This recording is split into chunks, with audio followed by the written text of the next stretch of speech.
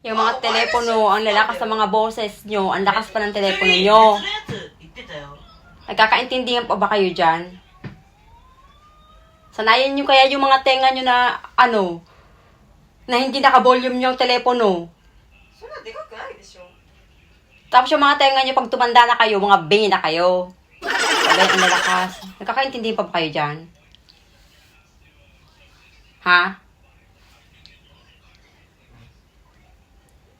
Haruki. Ang lakas eh.